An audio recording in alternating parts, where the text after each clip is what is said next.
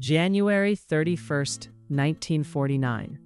NBC in Chicago debuts These Are My Children, the very first daytime soap opera in television history. It was a groundbreaking moment that would change TV forever, launching a genre that dominated daytime television for 7 decades. There's just one tiny problem. The show was canceled after 1 month, and today, not a single episode exists. It's been completely erased from history. So, let me tell you about the most important show you've never heard of. In 1949, television was still figuring itself out. Most programming was live, networks were desperate for content, and advertising executive Erna Phillips had an idea. What if we took radio soap operas, which were huge, and just put them on TV? Phillips was already the queen of radio soaps. She'd created shows like Painted Dreams and The Guiding Light. Yes, that Guiding Light, which would later run on TV for 72 years. She understood the formula: melodrama, cliffhangers, ordinary people facing extraordinary problems, and most importantly, emotional manipulation that kept housewives tuning in every single day. NBC Chicago gave her a 15-minute slot at 5 p.m. Not exactly daytime, but close enough. The budget? Absolutely microscopic. We're talking sets made from cardboard, actors wearing their own clothes, and a production crew of like 7 people. But it was live television, baby. Anything could happen.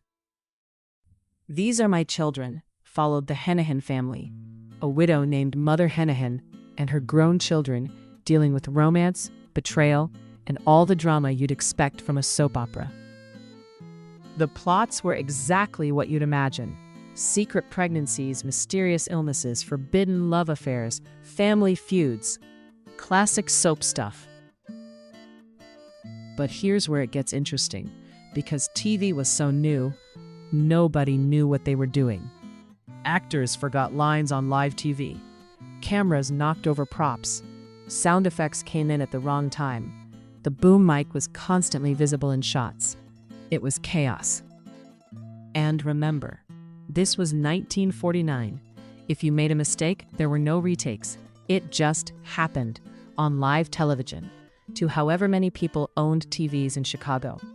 Reviews were not kind. One critic said the acting was amateurish at best. Another complained the plots were too complicated to follow in 15 minutes. The Chicago Tribune basically said, "This is cheap and bad." After just 25 episodes, less than 1 month, NBC pulled the plug. The show aired its final episode on February 25th, 1949, and disappeared into the void. But here's the twist. While These Are My Children failed spectacularly, it proved something crucial. People would watch soap operas on TV. The format worked. It just needed better execution and more money. Erna Phillips took her lessons learned and created The Guiding Light for CBS television in 1952.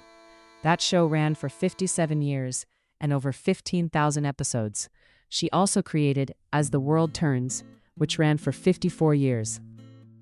Other networks noticed. Soon, daytime TV was flooded with soaps. Days of Our Lives, General Hospital, The Young and the Restless.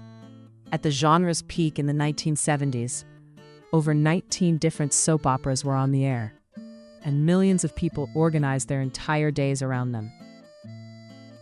And it all started with a cheaply made, poorly acted, quickly canceled show that nobody remembers and no one can watch because every episode has been lost to history. These Are My Children failed so spectacularly that it taught everyone else exactly how not to make a soap opera. And ironically, that failure launched a genre that would dominate television for generations. So here's to you.